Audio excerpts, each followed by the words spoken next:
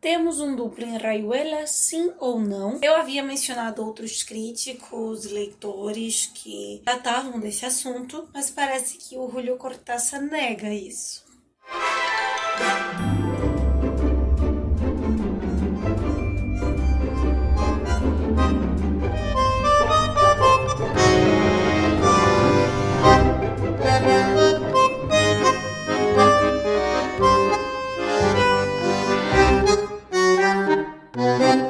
O que temos para hoje, Sanchos e Dulcineias? Eu sou a Larissa Bertolino. Você está no canal Uma Garota Quixotesca, onde nós tratamos de literatura, sempre partindo de pressupostos, ideias, temáticas e afins que saiam do nosso queridíssimo Dom Quixote de la Mancha. E mais especificamente, você se encontra no episódio número 9, ou penúltimo episódio da nossa jornada de leitura conjunta Rayuela. Nesta semana estaremos encerrando na próxima quarta, pós atrasos, os nossos vídeos. E hoje eu compartilho com você talvez um daqueles que sejam ali um dos 5 capítulos mais impactantes, mais importantes da obra. Pelo menos os mais relevantes para o final, o desfecho do enredo. Pra mim ficou claro essa semana uma coisa que havia passado batido nos primeiros episódios. O Horácio Oliveira já havia encontrado o Morelli. Ele é o senhor do acidente com o carro lá no início do livro. Foi algo bem banal, nem lembrava desse acidente, fui vendo as minhas anotações e estava lá. E agora, no manicômio, eles se reencontram, né? Apesar de nós já sabermos por essa leitura partida de que eles se encontrariam no hospital. E ficou muito claro nesses cruzamentos que a loucura ali do manicômio, ela parece ultrapassar e alcançar a realidade, a existência, a vida, para além das paredes do manicômio, para além das páginas do livro. Nós já sabíamos que eles estariam ali, mas agora, essa semana, ficou claro o motivo, né?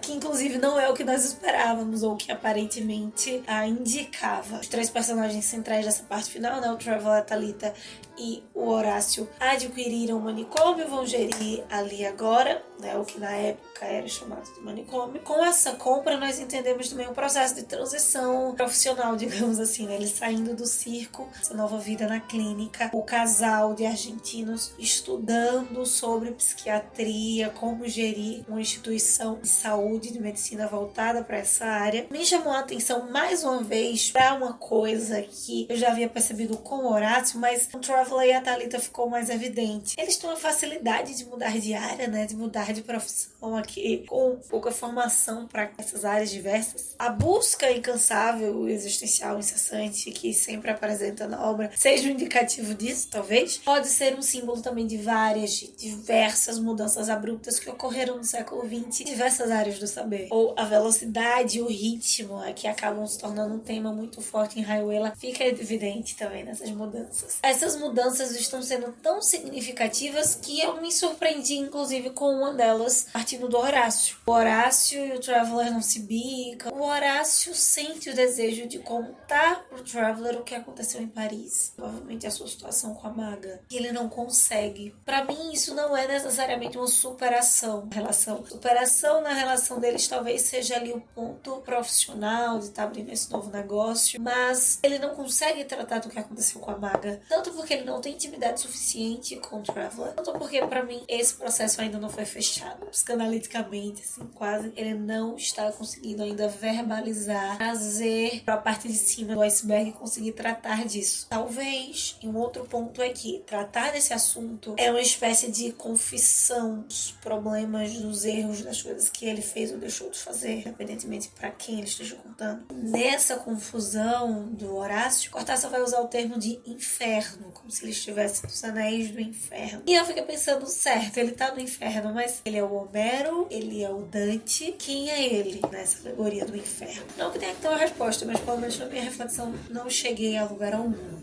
Uma menção interessante que eu acho que fiz no episódio passado me apareceu, e eu repito, o capítulo 110 me relembrou de novo as ruínas circulares Borges. E isso pode ter algo também a ver com essa ideia do duplo dentro do texto, que eu vou comentar no final do vídeo. Nesse ponto de confissão, de querer trazer uma confissão ou não, como se percebesse que ele está querendo contar algo, ou talvez por ver o colega ali em angústia, o Traveler acaba indicando as confissões de Yvonne Whitry para que o Horácio leia. Ele conta um pouco da história dela, que é muito interessante, que a princípio me fez lembrar um pouco da Lúcia, talvez pelo ambiente do Clube de la Serpiente, por ser essa mulher, né, liberta, que encantou o Gardel. Mas no final, quando ela se torna uma grande artista, me remete muito mais a Thalita do que a Lúcia. Porque a Thalita não é simplesmente uma artista. Ficou claro essa semana que a Thalita é uma intelectual. Ela pode trabalhar em circo,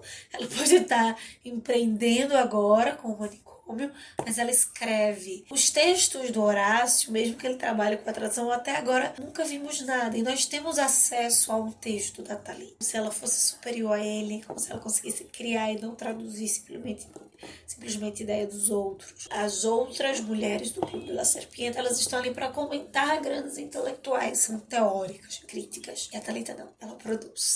Ela é a escritora. E uma coisa pertinente dessa escrita da Thalita, ela tá ali no que seria uma espécie de revista do periódico na época, né, dos modernistas, a Renovigo. Nós vamos ter acesso, inclusive, a todo o texto dela que teria sido publicado na Renovigo número 5, que está escrito curiosamente em um hispano-americano sem o H. Essa semana, e talvez todo o livro, tenha sido um grande desafio fonético para ser lido. Trazendo essa ideia do modernismo, de apresentar um pensamento na escrita, de trazer um monólogo, fluxo de consciência, mas aparentemente na forma como se pronuncia, como se soam as palavras do espanhol aqui na América Latina, no ouvido desses nativos hispano-americanos. Me lembrou muito o capítulo do Joyce, que não tem praticamente situação. Só que, talvez se piente um pouco depois, esse pensamento do hispano-americano traz uma problemática. Quando ela menciona palavras como sanhas, ela escreve com NH, como no português. Mas medalha está escrito com Y. E já seria a forma de pronúncia dela de um LH. Mas dependendo da região da Argentina, do Uruguai, de algumas regiões ali do Rio de la Plata, poderia se ler como X, medasha. Ela impõe já uma variação dela que não necessariamente é hispano-americana, é ali da sua região. Há uma problemática nessa ideia do que seria hispano-americano. E aí vamos para os tempos de hoje, né, de querer dicotomizar entre espanhol da Espanha, espanhol da América Latina, sendo que dentro da própria Espanha, dentro da América Latina, tem foneticamente diversos espanhóis. E esse texto da Thalita traz de volta a brincadeira da amarelinha, dessa vez com a escrita, com a parte fonética e não estrutural do texto literário. Como não encaixa necessariamente essa transição entre vários pontos, entre vários fonemas da América Latina, da Hispano-América, que acaba sendo muito representante do boom latino-americano. Diferente do que se pensa, o boom latino-americano não é para unificar e colocar Cortázar, Amaro Vargas Llosa, Borges, Eduardo Galeano, Isabel Allende, Pablo Neruda, tudo no mesmo balaio. Pelo contrário, olha os resquícios de poesia, de movimento antropofágico aí, né? Fortalecer com a diversidade, com a pluralidade que a América Latina apresenta. Por fim, os capítulos 48, 51 e 54 desse texto foram os grandes protagonistas, os grandes destaques dessa semana. Tanto apresentar algumas ideias principais, como para caminhar para o desfecho do texto. Reforçar esse protagonismo não mais no Horácio, mas na Thalita e no Traveler. Não se engane, não são os 50. É no capítulo 48 que o Horácio enxerga a Maga, a Lúcia, a Thalita pela primeira vez. Interessante é que um pouco mais na frente, quando menciona isso, diz que o Traveler perdeu a oportunidade de dizer o que ele precisava falar para o Horácio e que ele precisava ir embora. A parte do ir embora é a segunda.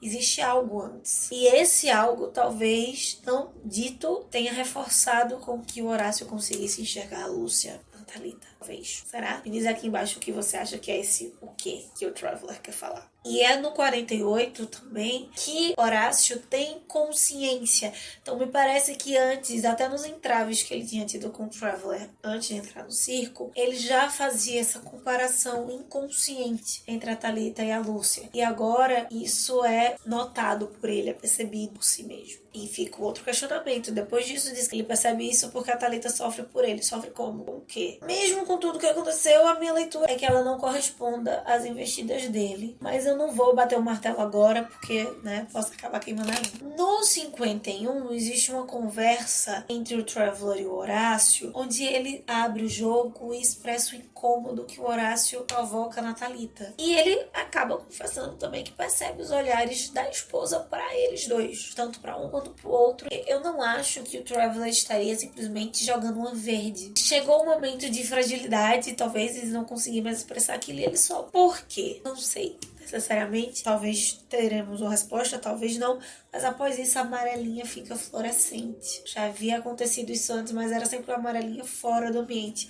Depois disso é que a amarelinha, no capítulo 51, do manicômio, uma amarelinha que tem desenhada no manicômio, fica com um giz fluorescente. As verdades estão sendo jogadas, talvez. E depois dessa confissão aqui, o Horácio se sente quase que num dever, talvez, em reciprocidade, de contar o que aconteceu em Paris e dizer que um dia ele contará o que aconteceu em Paris, mas ele não conta. E esse aconteceu em Paris é tudo, é só a morte do filho, é a relação com a maga, é a fuga da maga. Até que no capítulo 54, para acontecer o que acontece, nós temos de novo esse detalhe, a amarelinha fluorescente. Quase que como se o jogo estivesse piscando, assim, alertando pro final, que vai acabar. Enquanto o Traveler dorme, o Horácio vê a maga, no caso Thalita, enxergando a maga ali, brincando de amarelinha. Quando eles se encontram, ela diz que está jogando, mas não gosta daquilo e nem sabe por que tá fazendo aquilo. Volta para o que eu falei no início do vídeo, dos três estarem enlouquecendo juntos, né? Eles compram o manicômio só para não entrar como paciente. Mas essa loucura, ela ocorre por estar sucumbindo à sedução, a influência que o Horácio produz sobre ela, pelo problema que está no relacionamento, ou por o conflito dessa Thalita artista, dessa Thalita intelectual, da Thalita enquanto pessoa, o encontro com o Horácio que remonta à sua juventude, à sua infância, e o jogar, brincar de amarelinha, voltar para esse lugar seguro, onde não existiam esses conflitos, onde não existia crise existencial. Temos muitas perguntas para responder na próxima semana.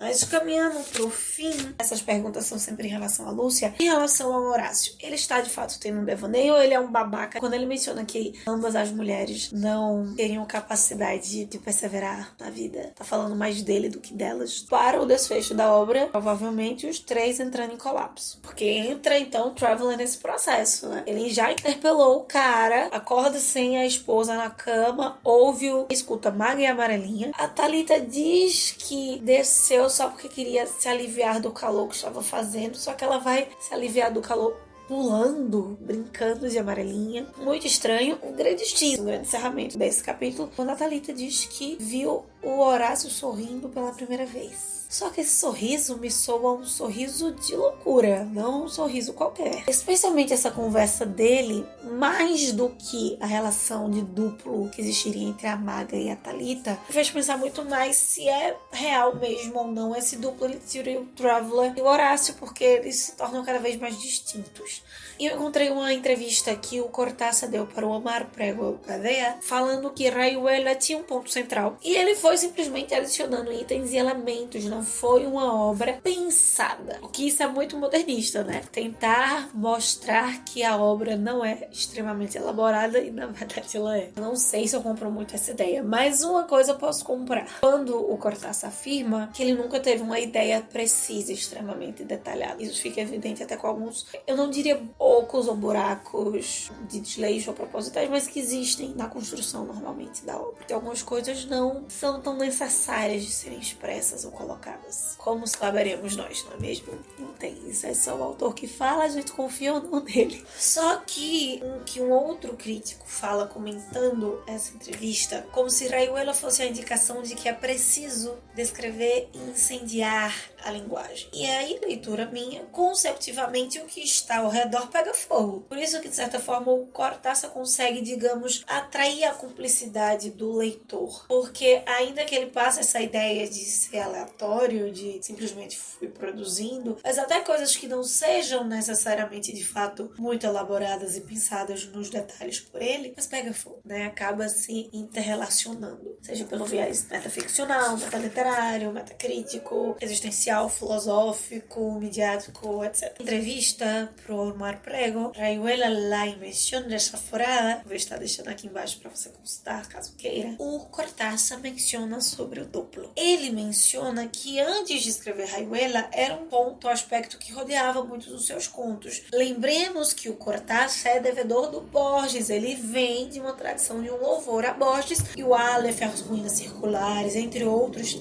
tantos textos, tem essa ideia do duplo fortíssima no Borges. Mas o próprio Cortázar diz que isso não é algo consciente dele. E a gente entende, claro, ele bebe muito dessa fonte e aquilo se torna, entre aspas, natural. No entanto, ele menciona uma coisa que talvez faça sentido para essa nossa estranheza nesse momento do texto.